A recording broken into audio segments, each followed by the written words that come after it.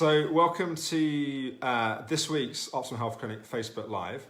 I'm just trying the buttons undone on my shirt. I don't realise I'm showing my chest. This week I wanted to talk about fear.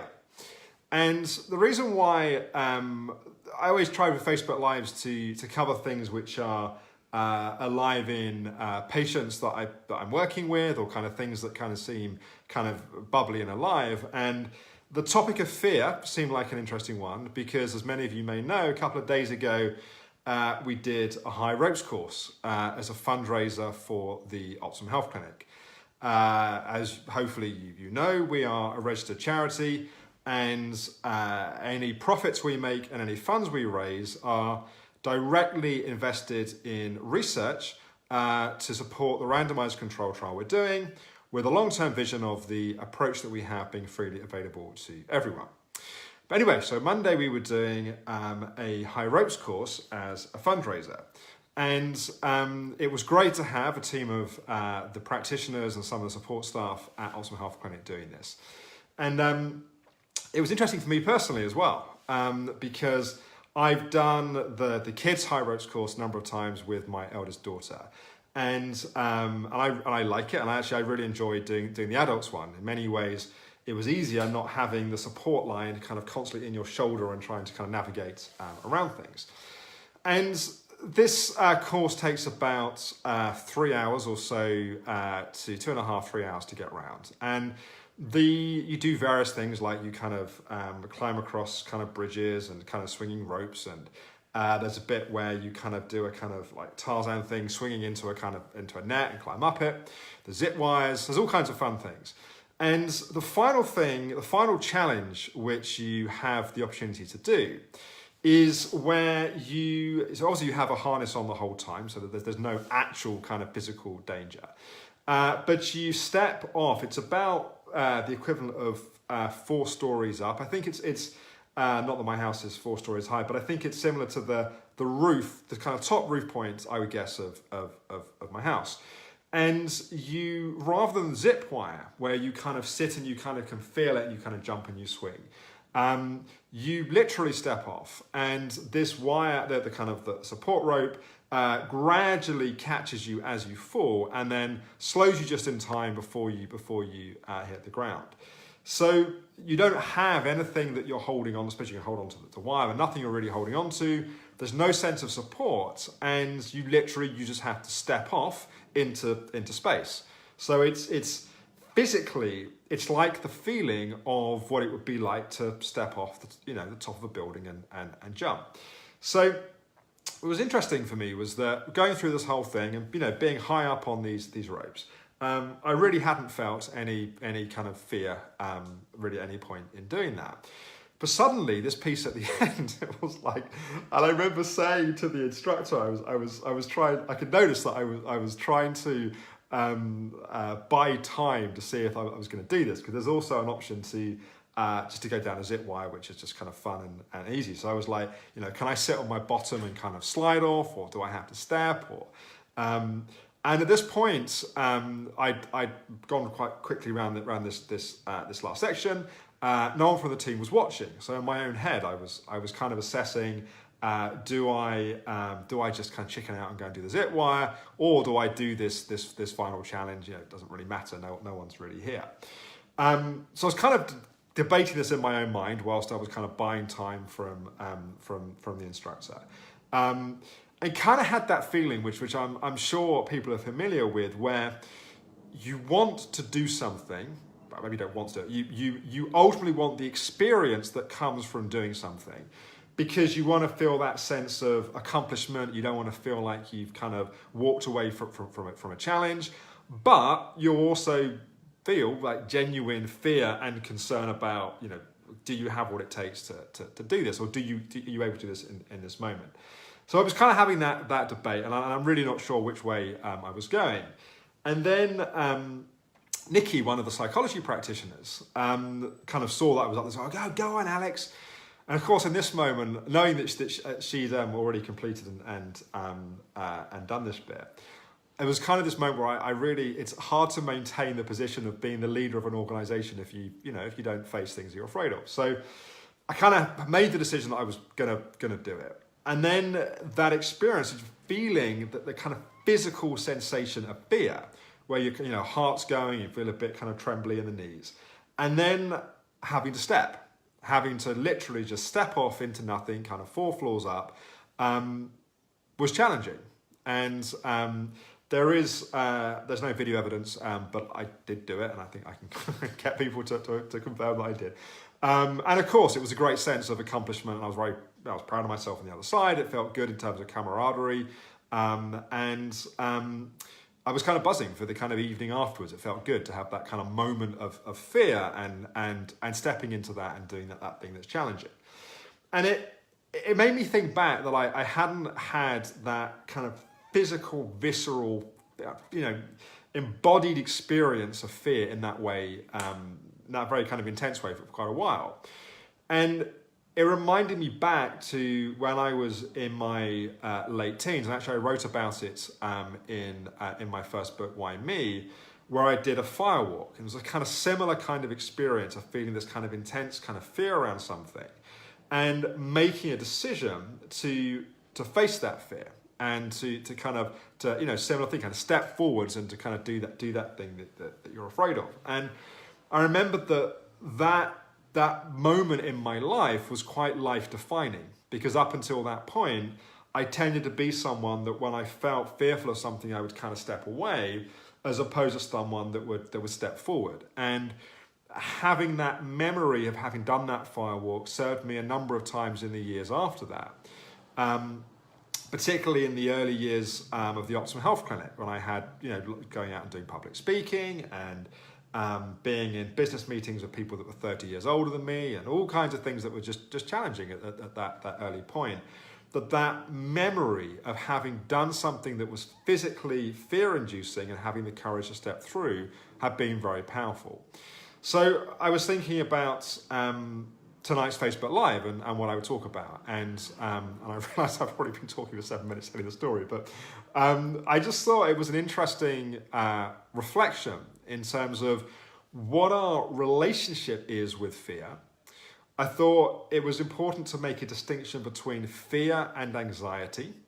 So fear being an immediate, at least the way I'm defining it in this moment, being an immediate kind of experience of physical fear about something that's right in front of us, as opposed to anxiety, which tends to be a kind of thing that's kind of ongoing about less tangible, obvious kind of things, but a more kind of ongoing kind of, it could be a kind of ongoing fear, I guess, but a kind of worrying and ruminating and going around in our mind, like running mental patterns, which is kind of different to this kind of immediate, there's this thing in front of me, I feel fear, and what do I do in that moment? And in a sense, what we do in that moment significantly defines our life, right? If we're someone that meets fear and challenges ourselves and steps forward, that we tend to create a certain kind of life. If we're someone that sees fear and we kind of shy away, we get a different kind of life from doing that.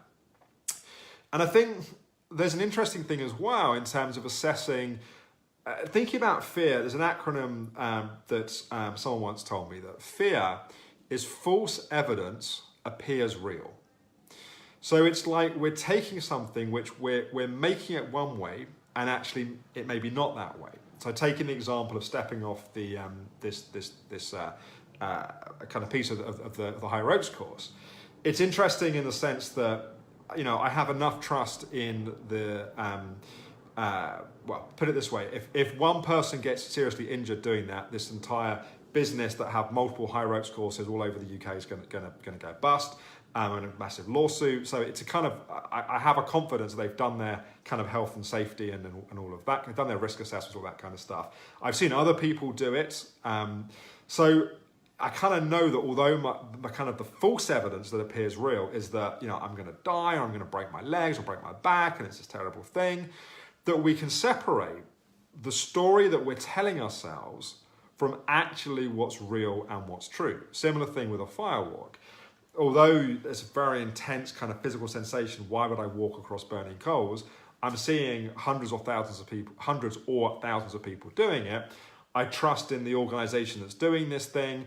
I recognize that probably the worst is to happen. I might get some burns on my feet, but it's like there's a kind of consideration that that's not a thing that you wouldn't necessarily recover from. So it's that ability to assess something and then break down what's the story from what's real. And if something is just a story, having that ability to step forward and challenge ourselves to do something. So then relating this back to ME CFS and fibromyalgia, one of the things that I recognize is that I think often on the recovery path, if we're someone that was quite counterphobic in our relationship to fear, like we're somebody that whenever we were afraid, we always pushed ourselves, and that became its own source of stress and burnout on the system, we can flip from being a counterphobic person to being a phobic person, i.e. we go from always facing fear to feeling like we always shy from fear. But also, when we feel depleted in our energy and our resources, we feel less of a sense of personal power, less of an ability to do things that frighten us or things that challenge us. And what can also happen is because there's a lot of anxiety that starts to get developed, that then becomes a barrier to then just seeing things as they are, as opposed to seeing the kind of the stories and the anxiety around it. But what I wanted to invite was the kind of the recognition that what are the things that are currently there in your life that bring up some fear or things that there's anxiety about, where there's false evidence that appears real, where if you really challenge it, you can recognize that the feelings that you have are not proportionate to the situation. And where could you face some of those fears in a way which is not re-traumatizing? Like you're not just like someone who's got a phobia of spiders going, right, I've got to go and start picking up spiders and just causing more harm. That's obviously not constructive. That's not what I'm talking about. But where, for example, perhaps your relationship with your GP is one where you don't say what you really think and you kind of collapse down and you don't get the support you need because your fear of speaking out. That would be perhaps a good example of somewhere where facing fear could be useful, or communicating your situation and your needs to friends and family.